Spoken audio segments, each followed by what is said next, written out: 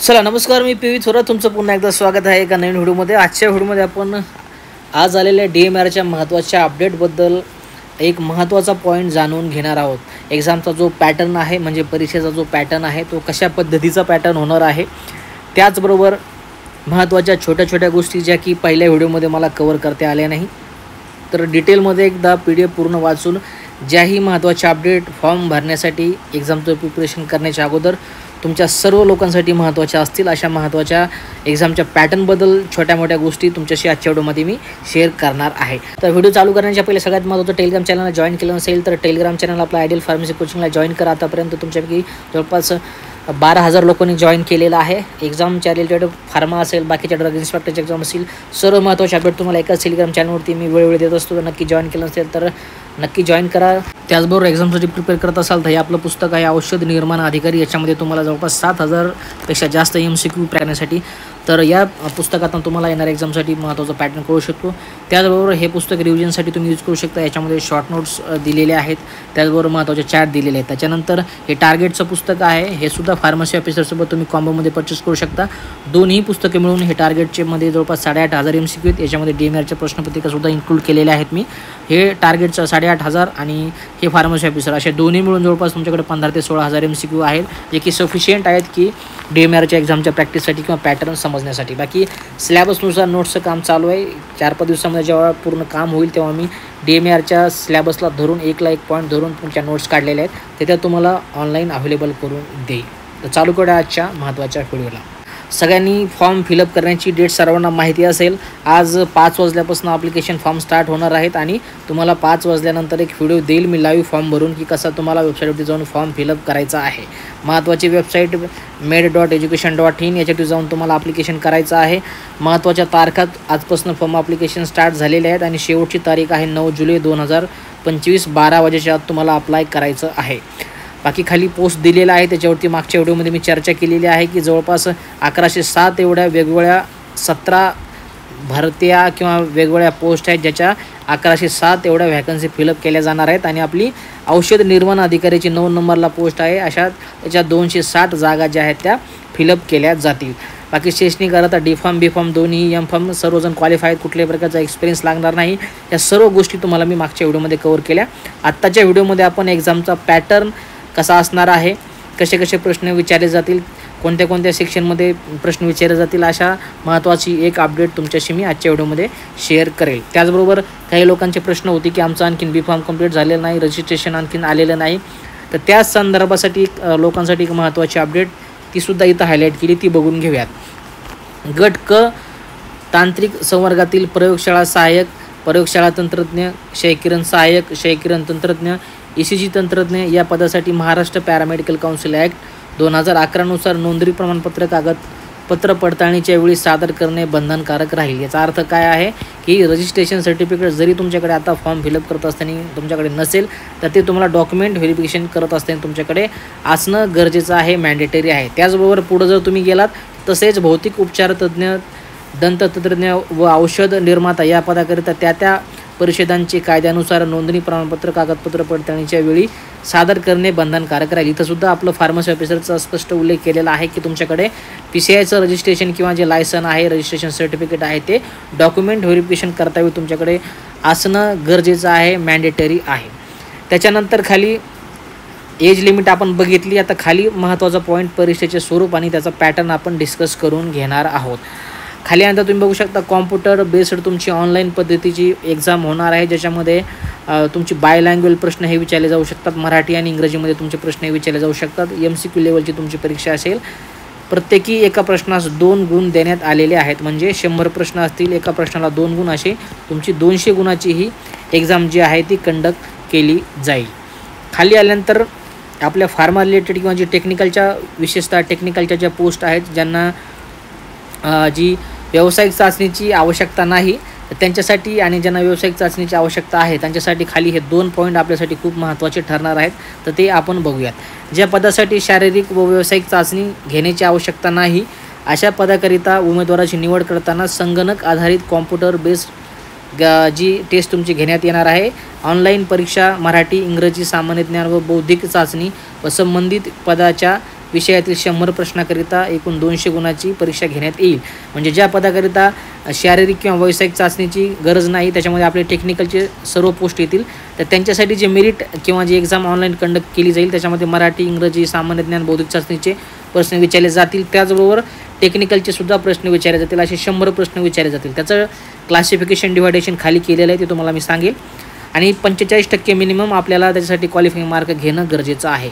त्याच्यानंतर ज्या पदासाठी व्यावसायिक चाचणी प्रोफिशियन्सी टेस्ट घेणे आवश्यक आहे, अशा पदासाठी मराठी, इंग्रजी, सामान्य ज्ञान, बौद्धिक चाचणी विषयावरील प्रश्नाकरिता प्रत्येकी 30 गुण ठेवून 120 गुणाची एकूण 60 प्रश्न परीक्षा व 60 गुणाची व्यावसायिक 80 गुणाची व्यावसायिक चाचणी घेण्यात येईल. तर लक्षात येते बाकीची जे पदं आहेत ज्यांना ही व्यावसायिक चाचणी मॅन्डेटरी आहे किंवा द्यावे लागेल, त्या पदासाठी पॅटर्न जो आहे तो वेगळा आहे. 60 आणि 80 अशा पद्धतीचा गुणाचा पॅटर्न दिलेला आहे, ते तुम्ही खाली बघू शकता. त्याच्यानंतर मुलाखत याच्यासाठी नसणार आहे. खाली तुम्हाला दिले की तरतुदीनुसार पदाकरिता मौखिक परीक्षा मुलाखती घेण्यात येणार नाहीत. कोणत्याही पद्धतीची ओरल टेस्ट किंवा मुलाखत तुमची घेतली जाणार नाही. सरळ सेवाची भरती आहे. फक्त एक तुम्हाला एक्झाम द्यायची आहे, क्वालिफाय करायची आहे. बाकी काही टेस्ट पोस्टसाठी प्रोफिशियन्सी टेस्ट आहे ती देऊन तुम्ही डायरेक्ट याच्यासाठी एलिजिबल आहात, तुम्ही जॉईन करू शकता.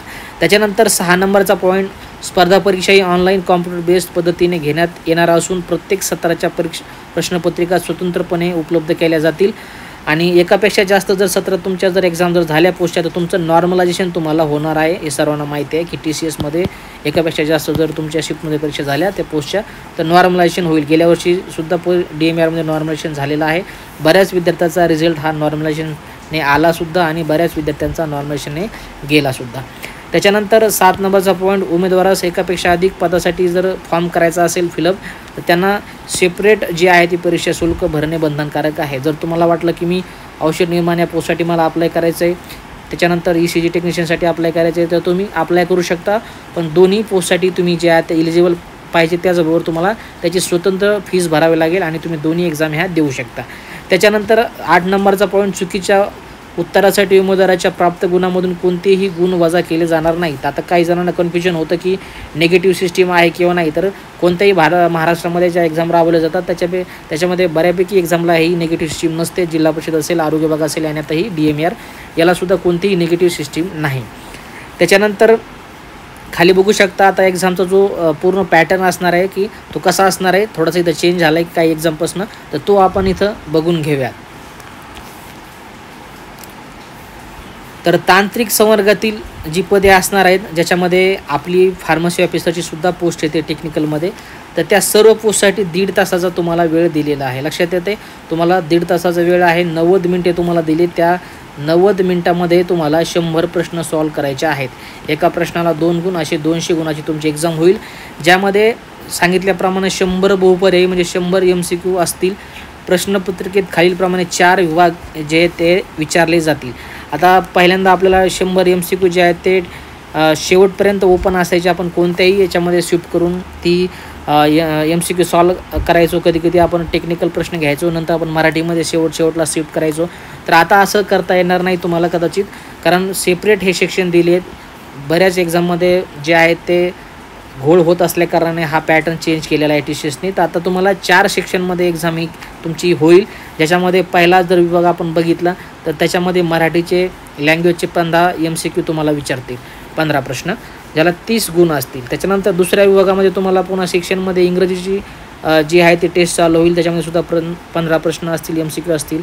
त्याच्यानंतर तिसऱ्या सेक्शनमध्ये सामान्य ज्ञान, तर्क, अभियोग्यता चाचणीचे 30 प्रश्न असतील. 15-15चे 2 सेक्शन, तर 30 प्रश्न असतील तुमच्या या 3 महत्त्वाच्या टॉपिकला. आणि त्याच्यानंतर 4 नंबरची सगळ्यात शेवटी जी आहे ते टेक्निकल विषयाची परीक्षा होईल, ज्याचे 40 प्रश्न तुमचे फार्मसीवरती विचारले जातील. त्याला आपण टेक्निकल डोमेन म्हणतो किंवा टेक्निकल सब्जेक्ट म्हणतो. तर विषयाशी संबंधित तुमचे फार्मसीचे 40 MCQ, त्याला 80 गुण असतील.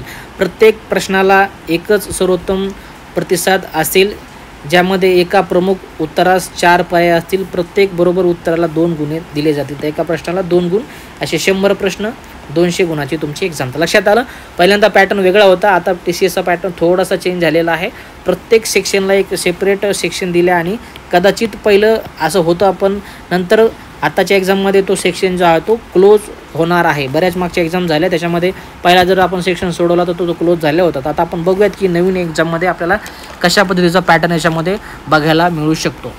त्याच्यानंतर हा एक पॉईंट आहे, वैद्यकीय शिक्षण संशोधन व आयुष विभागाने संगणक आधारित प्लॅटफॉर्मवर आयोजित केलेल्या सर्व MCQ आधारित परीक्षांमध्ये अनिर्वाय कालमर्यादित विभाग लागू करण्याचा निर्णय घेतला आहे. परीक्षा प्रक्रियेदरम्यान उद्भवणाऱ्या धोक्याच्या पार्श्वभूमीवर परीक्षेची सुरक्षा वाढवण्यासाठी हा उपाय लागू करण्यात आलेला आहे. लक्षात येते, मी तेच सांगितल्याप्रमाणे की पहिलं आपण जे आहे ते चेंज करू शकत होतो, पण कदाचित आता जे आहे ते प्रत्येक सेक्शन हा टाईम बाउंड ठेवण्यात जो आहे तो येऊ शकतो. प्रत्येक सेक्शन झाल्यानंतर कदाचित तो विंडो जे आहे ते एक्झिट होऊ शकते. आता एक्झाम जेव्हा कंडक्ट होईल तेव्हाच आपल्याला कळेल की येणाऱ्या भरतीमध्ये आपल्याला कशा पद्धतीचा पॅटर्न याच्यामध्ये बघायला भेटू शकतो. त्याच्यानंतर दुसऱ्या नंबरचा पॉईंट, या परीक्षामधील प्रश्नपत्रिका विविध कालमर्यादित गटामध्ये विभागल्या जाते. जसं मी तुम्हाला आता वर सांगितलं, उदाहरणार्थ DMAR वैद्यकीय शिक्षण संशोधन व आयुष विभागाने परीक्षेतील प्रश्नपत्रिकेत वाहन चालक, उच्च श्रेणी लघु लेखक व निम्न लघु लेखक 4 कालमर्यादित ग्रुप ABCD असल्यास प्रत्येक ग्रुपमध्ये 15 प्रश्न 15 मिनिटाचा वेळ दिला जाईल. या आधीच्या ग्रुपसाठी दिलेला वेळ पूर्ण केल्याशिवाय उमेदवारांना पुढील विभागात जाता येणार नाही. आता हेच सांगितलं तुम्हाला मी की मला सुद्धा माहीत नव्हतं, खाली वाचलेलं सुद्धा नव्हतं, पण यावरून एक लक्षात येतो की सेक्शन जर दिले असतील प्रत्येकाला 15-15 मिनिट तर एक टाईम संपल्याशिवाय आपल्याला दुसऱ्या याच्यामध्ये इंटर करता येणार नाही. तर ते खाली स्पष्ट दिलेलं आहे. या आधीच्या ग्रुपसाठी दिलेला वेळ पूर्ण केल्याशिवाय उमेदवारांना पुढील विभागात जाता येणार नाही.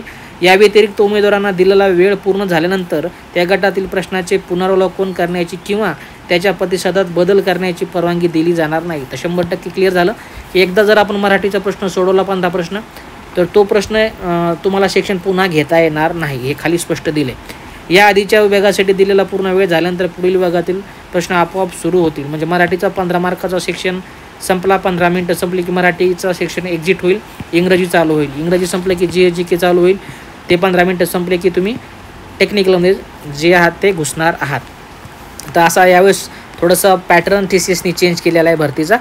तर हे तुमच्या आता लक्षात आलं असेल इथं क्लिअरली. त्याच्यानंतर खाली व्यावसायिक चाचणी आवश्यक असलेली पदे, ज्या आपली व्यावसायिक चाचणी गरजेची आहे त्यांच्यासाठी एक्झामचा पॅटर्न तुम्ही खाली बघू शकता. मराठी, इंग्रजी, जनरल नॉलेज आणि लॉजिकल अर्थमॅटिक रिजनिंगचे प्रश्न आहेत. आणि खाली ग्रुप वाईज प्रश्न, नंबर ऑफ क्वेश्चन तुम्हाला दिलेत आणि ग्रुपनुसार किती प्रश्न जे असणार आहेत त्याचे दिलेत की 4 प्रश्न असणार आहेत ग्रुप Aमध्ये, इंग्रजीचे 3 प्रश्न असणार आहेत, जनरल नॉलेजचे 4 प्रश्न असणार आहेत, लॉजिकलचे 4 प्रश्न असतात, असं लक्षात येते.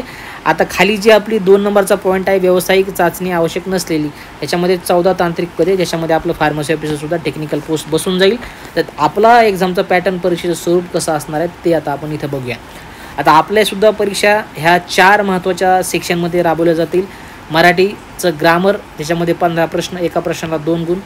त्याच्यानंतर इंग्रजीचे सुद्धा 15 प्रश्न, जनरल नॉलेजचे सुद्धा, लॉजिकल ॲबिलिटीचे सुद्धा 15 प्रश्न, 30 प्रश्न, ज्याच्यामध्ये जनरल नॉलेज आणि लॉजिकल ॲबिलिटी याचे 15 प्रश्न त्याच्यामध्ये डिवाईड केले जाऊ शकतात. असे महत्त्वाचे आपले अदर दॅन फार्माचे जे आहेत ते लक्षात आलं. महत्त्वाचे 3 सेक्शन, मराठीचे 15 प्रश्न, इंग्रजीचे 15 प्रश्न आणि जनरल नॉलेज आणि लॉजिकल ॲबिलिटीचे 30 प्रश्न. आणि शेवटचा 4 नंबरचा पोर्शन जो की टेक्निकल डोमेन नॉलेजमध्ये विचारला जाईल, त्याच्यामध्ये फार्मसीचे 40 प्रश्न. लक्षात आलं. असा आपला पूर्ण हा जो आहे तो फार्मसी ऑफिसरचा पूर्ण पॅटर्न आहे. आणि वेळेचा विचार केला तर 90 मिनटं तुमच्याकडे, ज्याच्यामध्ये तुम्हाला 100 प्रश्न सॉल्व करायचे आहेत. पुन्हा जर याला डिटेलमध्ये आपण जर बघितलं ग्रुपनुसार तर तुम्हाला जे प्रश्न आहेत ते कसे विचारले जातील प्रत्येक ग्रुपमध्ये, तर ते सुद्धा याने इथं दिलेले आहेत की बघा की 3-3 प्रश्न इथं दिलेले आहेत. म्हणजे एका सब्जेक्टचे 15 प्रश्न, मराठीचे 3-3 नुसार 5 सेक्शनमध्ये 15 प्रश्न, इंग्रजीचे 15, त्याच्याबरोबर खाली याचे 30 आणि आपले टेक्निकलचे टोटल जर विचार केला तर 40 प्रश्न. असा 60-40चा जो आहे तो पूर्ण पॅटर्न आहे. जसं की मागच्या एक्झाम आतापर्यंत झाल्या होत्या त्यानुसारच हा तुमचा पॅटर्न असणार आहे. बाकी खालची माहिती जी आहे ती तुम्हाला पहिल्या व्हिडिओमध्ये मी कव्हर केली. तरी काही याच्या रिलेटेड आता तुम्हाला काही अडचणी असतील, काही प्रश्न असतील एक्झामच्या पॅटर्नबद्दल, होईल तेवढं ज्याही महत्त्वाच्या छोट्या मोठ्या अपडेट असतील एक्झामच्या पॅटर्नबद्दलच्या त्या डिटेलमध्ये समजून सांगण्याचा तुम्हाला प्रयत्न केलेला आहे. तरी काही मनामध्ये डाऊट असेल तर तुम्ही मला कमेंट बॉक्समध्ये विचारू शकता, तिथून तुम्हाला त्याचं मी उत्तर देईल. त्याचबरोबर आता नेक्स्ट व्हिडिओ तुम्ही मला सिलेबसबद्दल विचारला होता. आणखीन ऑफिशियली सिलेबस डिक्लेअर केलेला नाही, पण मागच्या एक्झामचा सिलेबस आपल्याकडे अवेलेबल आहे, तर तो आपण नेक्स्ट व्हिडिओमध्ये कव्हर करायचा प्रयत्न करू. त्याचबरोबर आता 5 वाजल्यानंतर तुमचे ॲप्लिकेशन स्टार्ट होणार आहे. तुम्हाला एकदा ऑनलाईन ॲप्लिकेशन मी करून दाखवेल लाईव्ह, तो बघून तुम्ही जे आहे ते ॲप्लिकेशन या वेबसाईटवर जाऊन करू शकता. सबस्क्राईब केलं नसेल तर टेलिग्राम चॅनलला आणि यूट्यूब चॅनलला नक्की सबस्क्राईब करा. इथून पुढच्या महत्त्वाचे अपडेट तुम्हाला या यूट्यूब चॅनलवरती मी देणार आहे. तर आजच्या फक्त एवढंच. भेटूया काय पुढच्या महत्त्वाच्या अपडेटसोबत. तुमची काळजी करा. जय हिंद. वंदे मातरम.